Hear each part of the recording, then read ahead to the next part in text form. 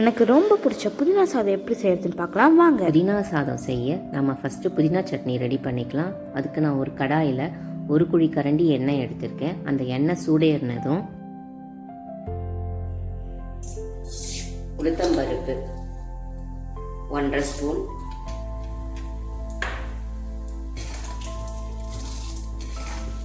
இந்த அளவுக்கு கலர் மாறினோடனே இதில் நான் சின்னதாக ஒரு 5 பச்சை மிளகாயை கட் பண்ணியிருக்கேன், அதை போட்டுறேன்.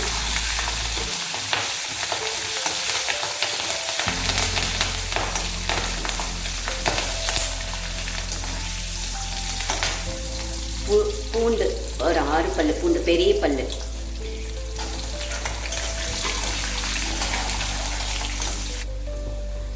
பூண்டும் பச்சை மிளகாவும் நல்லா ரோஸ்ட் ஆகிடுச்சு.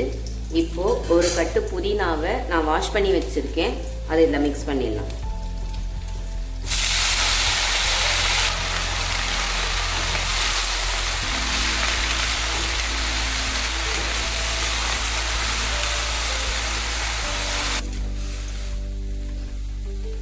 புதினாவும் வதங்கிடுச்சு. இதை ஆறின உடனே நாம் சட்னி மாதிரி அரைச்சி எடுத்துக்கலாம்.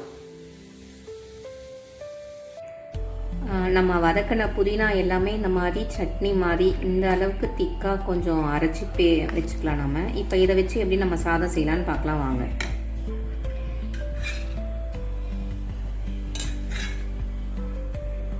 ரெண்டு ஸ்பூன்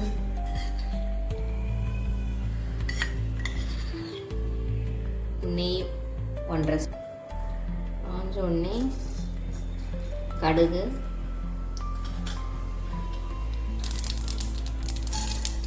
கடலைப்பருப்பு, உளுத்தம்பருப்பு ரெண்டும் சேர்ந்து ஒரு ஸ்பூன்,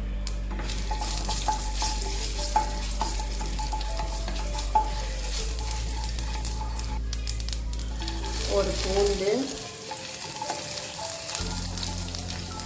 சட்னியில் காரம் கம்மியாக இருக்குது, ஸோ அதனால் நான் ஒரு வரமிளகாய் சேர்த்துக்கிறேன்.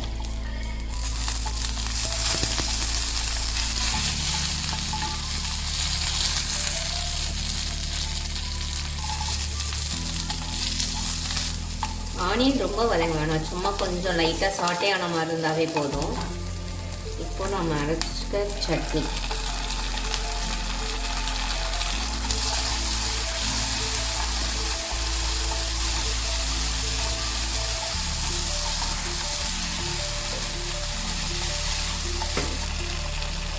உப்பு. இப்போ தான் நம்ம உப்பை ஃபஸ்ட்டு போடுறோம். இந்த சட்னி சாதத்துக்கு ரெண்டுத்துக்கும் சேர்த்து உப்பு போட்டாச்சு.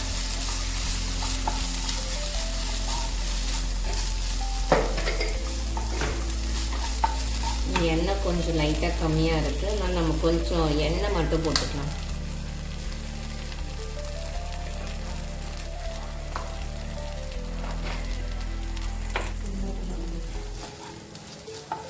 இந்த அளவுக்கு கொஞ்சம் நல்லா வதங்கின உடனே 1/2 கப்பு சாதம் எடுத்து வச்சுருக்கேன், அதை நம்ம இதில் மிக்ஸ் பண்ணிக்கலாம்.